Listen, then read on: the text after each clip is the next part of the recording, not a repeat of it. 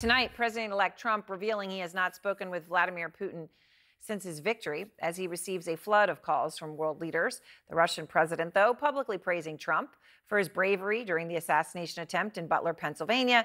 Putin speaking today saying, quote, he behaved, in my opinion, in a very correct way, courageously, like a real man. Fred Pleitgen is out front. After launching a massive attack aimed at the heart of Kyiv, Russian leader Vladimir Putin praising President-elect Donald Trump. I would like to take this opportunity to offer my congratulations on his election as President of the United States, Putin says. So you're willing to talk to Trump, the moderator asks. Yes, we're ready, Putin says. Indeed, President-elect Trump seems willing to talk to Putin as well. Legendary journalist Bob Woodward writing in a recent book that the two men have had a number of phone calls, up to 7, since Trump left office. Trump reportedly gifting Putin COVID tests in the early days of the pandemic when those tests were scarce. And Trump himself has often praised his relations with the Russian president, even siding with Vladimir Putin over the U.S.'s own intelligence services after Russia's interference in the 2016 presidential election. My people came to me, Dan Coates came to me, and some others. They said they think it's Russia. I have President Putin. He just said it's not Russia. I will say this, I don't see any reason why it would be. As Russia continues its full-on invasion of Ukraine, gaining ground especially on the Eastern Front, the president-elect still saying he'd be able to end the war fast. They're dying, Russians and Ukrainians. I want them to stop dying. And I'll have that done in 24 hours. If we had a real president, the president that knew, that was respected by Putin, he would have never invaded Ukraine.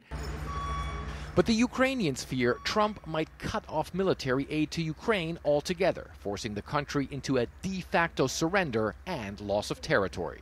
Every time Zelensky comes to the United States, he walks away with $100 billion. I think he's the greatest salesman on earth. But we're stuck in that war unless I'm president. And when pressed to answer whether he even wants Ukraine to win the war, Trump simply won't say. I want the war to stop. I want to save lives. And you know, Aaron, Russian leader Vladimir Putin also saying that if Donald Trump were to call him and say, hey, Vladimir, let's meet up, he certainly wouldn't be averse to doing that. In general, the Russians are saying that they are looking for countries to call them and reestablish relations. Aaron? All right, Fred, thank you very much. And I want to go now to Fareed Zakaria, host of Fareed Zakaria GPS. So Fareed, Trump wins, Putin comes out and hails a, quote, completely new world order. Is it? Well, what Putin was talking about there was a completely new world order in which American power is declining, in which Western power is declining, and as he sees it, Russia and China and countries like Iran are ascendant. So it's a very particular version of a new world order, and I would find it very difficult to imagine that any American president would sign on to that new world order. So I guess in that context, Fareed, how do you see the relationship between Trump and Putin? Right, where Trump has so often, even recently, touted his relationship, his friendship, his with Vladimir Putin. So I think that Trump often talks about it exactly as you say, Aaron, and he talks about the war and how he wants to end it, which all sounds great, and of course we would all like to see the war end. But what I think is often missing in the way Trump talks about it is Vladimir Putin has launched the most blatant act of aggression in Europe since World War II. He has attempted a kind of reconquest of an empire of a kind that hasn't taken place in 70 years. He's trying to essentially wipe Ukraine off the map. He's engaged in the kind of cross-border aggression that the United States said after World War II would not be legitimized, would not be tolerated. And every president since then has maintained that standard. And there have been actually almost no cases of acquisition of territory by conquest that was legitimized by the international community. So the question is, does Does President-elect Trump see that that is the light in which you have to look at Vladimir Putin? Yes, he's a strong leader. He's a powerful interlocutor, I would argue an adversary, but he's not your pal.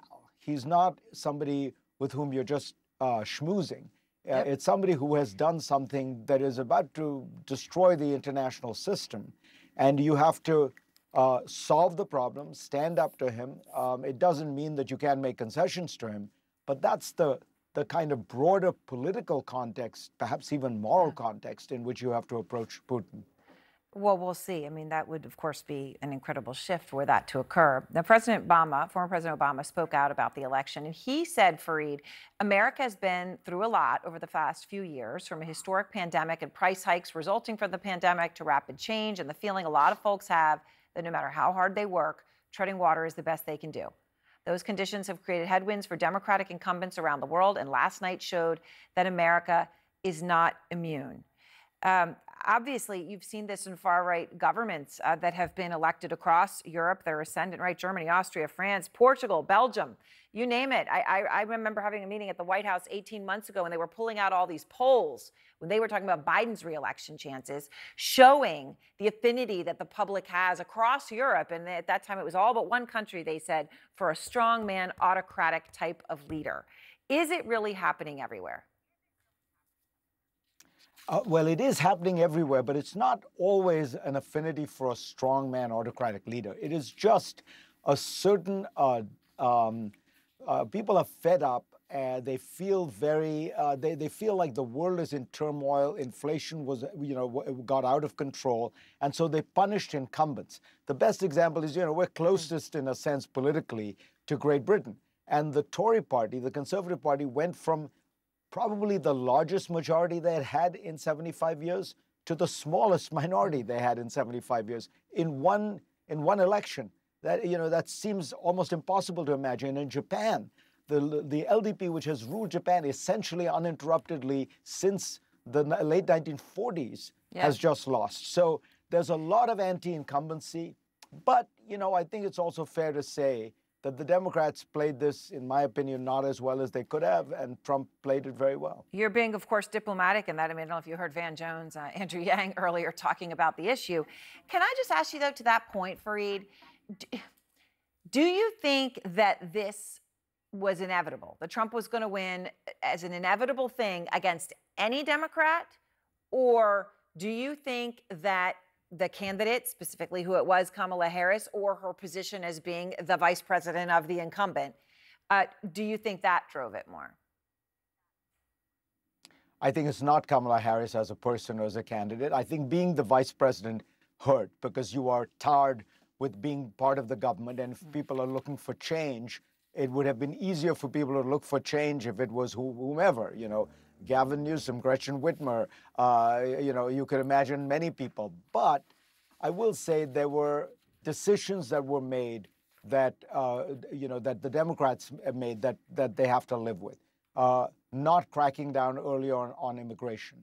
It was absolutely clear the immigration system was collapsing. The asylum system was broken. And you could see that around the world, right-wing populism was being fed by immigration. Yeah. And there were lots of people, if I may point out, I myself kept pointing out that you've got to take a much harder line on immigration. That is the number one issue that the public thinks is out of control. So I think that played a large part.